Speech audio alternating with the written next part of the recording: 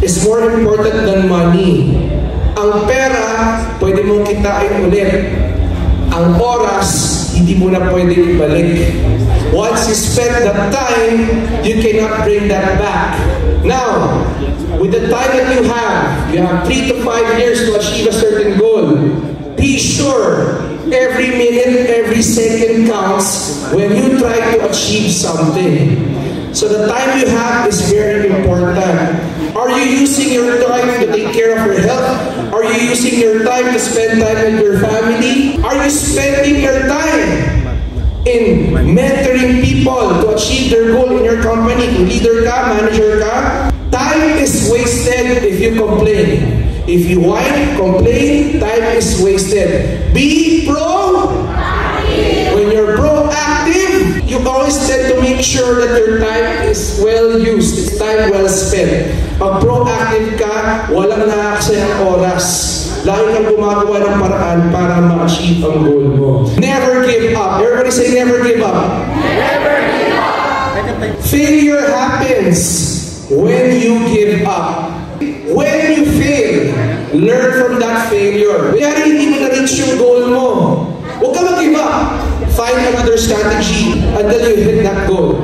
Mas gusto ko pa, mas maganda pa yung nag-fail ka because of trying kesa yung you never tried at all and you gave up. It's better to fail than not trying at all. Kasi at least, no regrets. Pwede mo sabihin, at least I tried my best. Ang masama, yung wala kang ginawa and you just gave up. Do I make sense? So you learn from your failure. If you fail at something, try to see what you can improve and what you can fix. How do you feel? You feel great? Yes! Oh yes, you feel good? Everybody say that. Everybody has something to offer.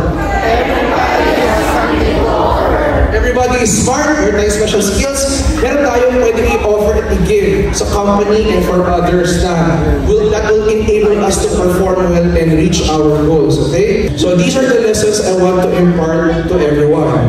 Okay, with that being said, guys, are we going to exceed our quota even before 5 years? Kaya ba? Yes! Ang hina, kaya ba? Give yourselves a big hand. Yeah. So, I'm very excited to see you guys succeed. Not just in 5 years, baka nga makawa nyo pa yan within 2 to 3 years. Okay? So guys, once again, my name is Coach Jerry. Thank you very much for having me.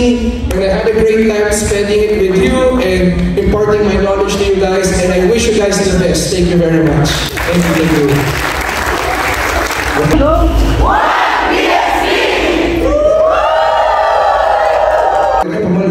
Pansin ko ang age bracket dito, 30s to 40s, mga ka-age ko. Tama? Ba't kayo nag-yes, ma? May mukha kang 28. When you are open to learning and accepting new things, growth happens. Be open. Don't be fixated with the old ways. The old ways can be nice, but it could always be better. When you are reactive, you are wasting time. But if you are proactive, everybody say proactive. Proactive. You are using your time wisely. Oh, yes!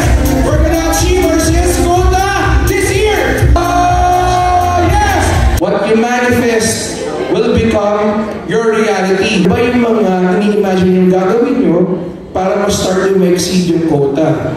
Once you imagine that, you think it's the right thing to do it immediately. Take action. Do I make sense? Because the more you delay, the more na hindi mo ma-achieve yung goals mo.